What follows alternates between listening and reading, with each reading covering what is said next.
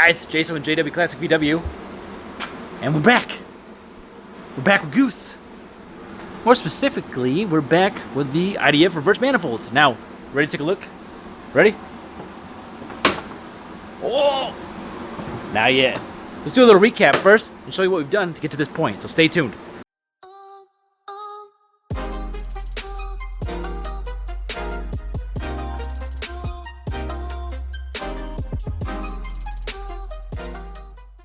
All right. So, we have some serious porting to do. All the rough crap in there. Well, honestly, the manifolds look pretty good. Here's our before and after, guys. What do you think?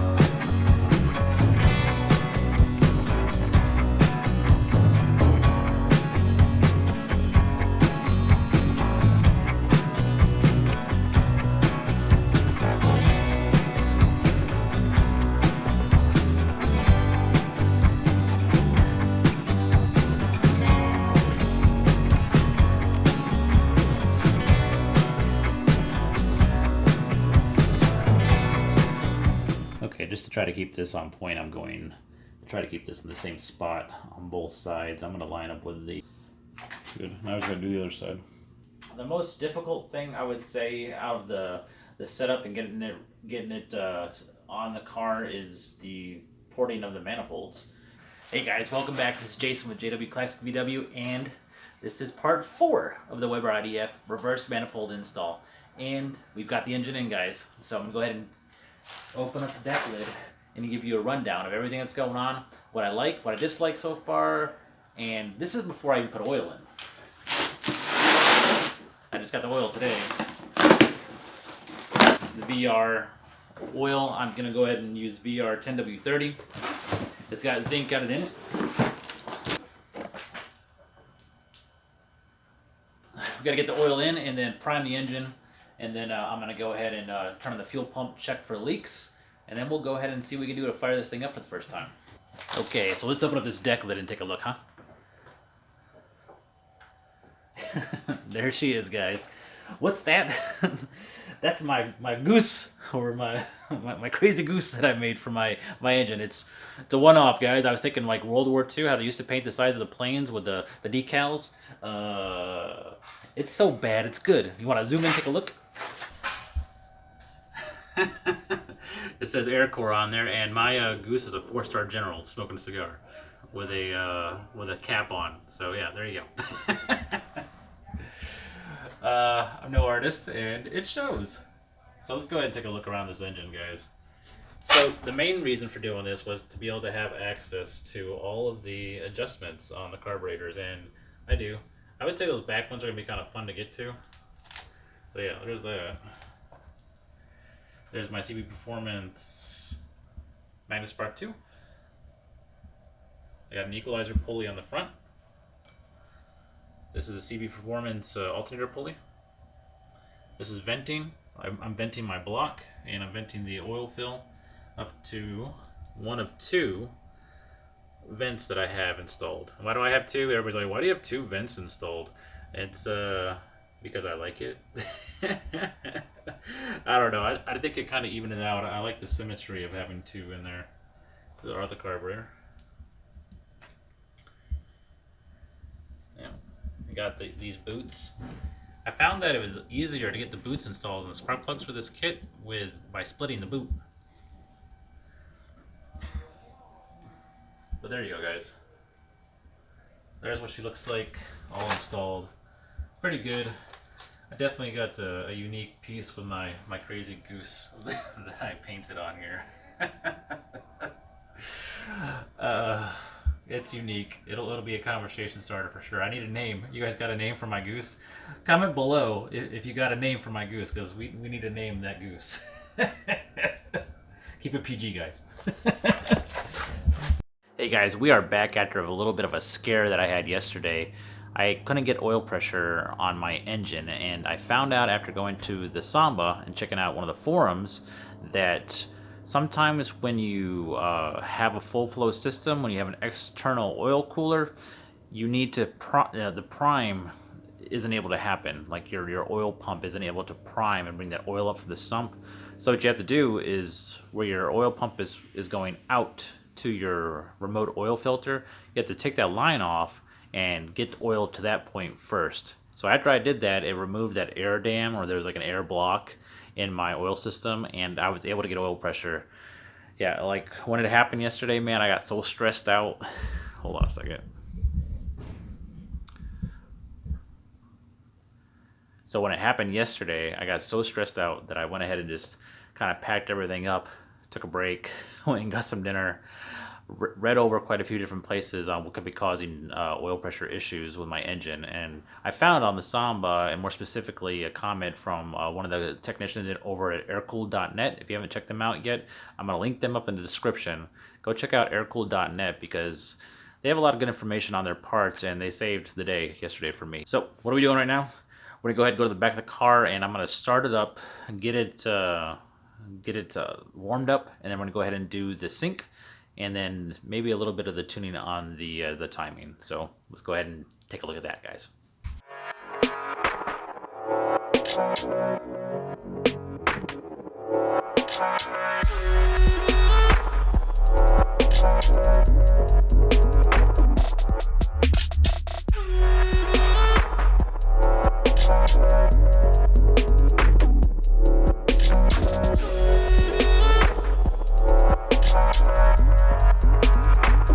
So it's gonna get loud here in a second. One of the first things I'm gonna do is I'm gonna take my snail and check out and see what what we're looking at for the balance in between the two carburetors.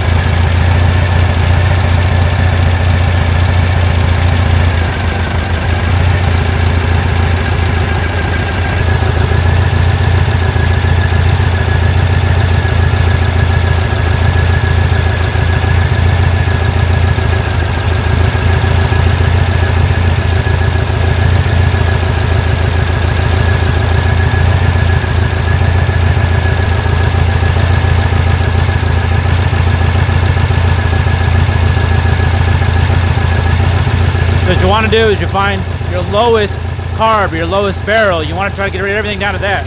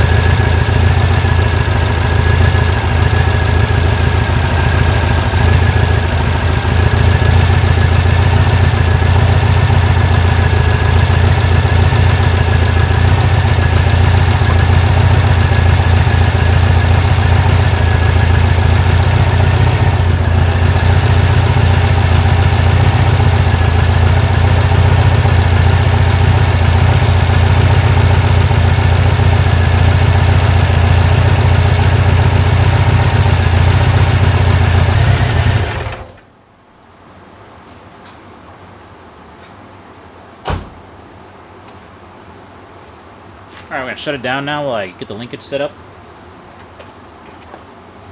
That way it's not vibrating all over the place.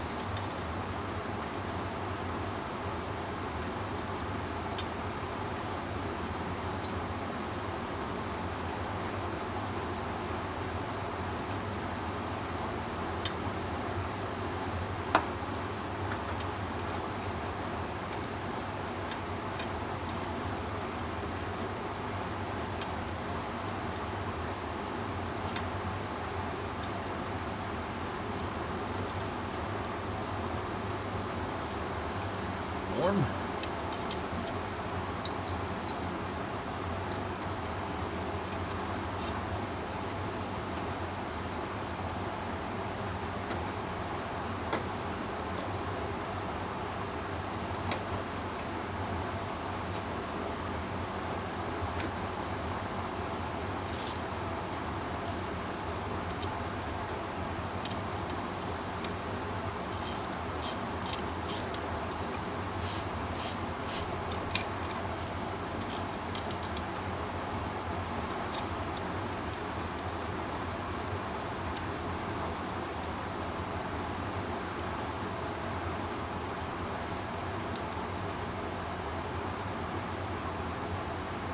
There. Tighten her down.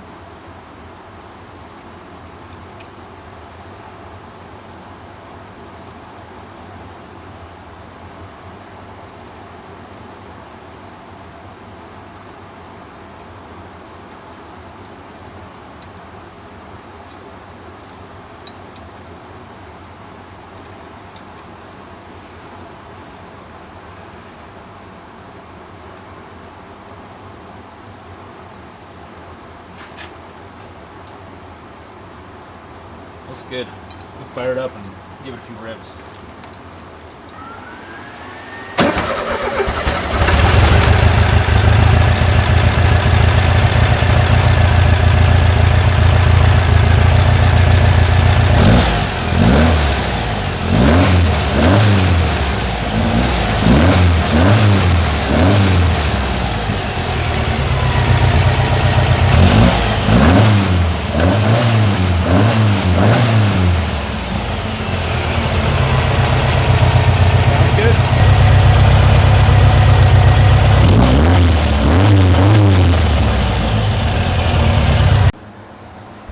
So I said I was going to give you guys a shot of the underside of the engine real quick, and that's what we're going to do now. This is my oil cooler, oil lines, remote oil filter, the header system itself, which I'm getting ready to do some wrapping on. The deep sump, the exhaust is that side. That looks pretty good. This is the tins that I put in. You can see how it covers up now. Pretty good. And I've checked the temperatures and it has dropped the temperature some, so that's awesome. But I'm gonna go ahead and wrap it, and then I'll come back to you guys and show you what she looks like after the wrap. Oh, I wanted to show you guys the fuel filter back here too. What I have is a metal fuel filter. Back side here, and you can see I used the right kind of clamps for the fuel line, and then I have a shoot, that is a barbed A&M fitting. I'll bring this down maybe. Yeah, there you go. And that goes to my Dash 6 A&M fuel system, and it's got the fuel line on right there. Alright, we got the wrap on, and it made a mess. I got wrap crap all over the place underneath here. So I just did, it's 50 feet of wrap, and I got part of the J-tube done on this side. I think it's enough to cover what I'm worried about or concerned about for the J-tube. Let's go check out underneath. I got this part of where the collector comes in. It looks pretty cool. How well will it work? I don't know. And I got the J-tube on this side. And on this side, I got the J-tube all the way back over to this point. So if I want to buy another thing of header wrap, I'll go ahead and pick up some and finish it off. But I want to kind of see how it works and if it sucks first. So there we go. Alright guys, this wraps up another episode of JWClassicVW. I hope you enjoyed this IDF reverse manifold series, and I hope it gives you some more insight as into whether or not you would want these for your car. Overall, I would say that they are a good investment when it comes to actually being able to access the mixture screws. And those are the biggest part that I really want to be able to do, is to adjust my fuel-to-air mixture on my carburetors. It's running a lot better, but that's more of the CB Performance linkage itself. So if you're just thinking about the linkage, I would say cool. The linkage is pretty good. Let's see, was there any drawbacks, or is there anything? Overall, that's really it. Like, if you want to go ahead and get the windows that are kind of cut into the side of your fenders, you know, that's an option as well, and there's a lot of other different linkages out there, but this linkage is really nice and really stable, and I found after syncing my carburetors and getting my linkage set up just right that my engine is running great, and there's no leaks. Yeah, no leaks. So, check out the description below. For those of you that don't know, I put a lot of other YouTubers down there that are Volkswagen related, so check that out. And any of the products that I used in this this video, that wrap for instance, will be down there as well. And just so you guys know, I am an Amazon affiliate, so if you click on that and purchase it, I get a little bit of like a small percentage that'll help out with the channel. Thanks again, guys. This is Jason, and I will see you on the next one.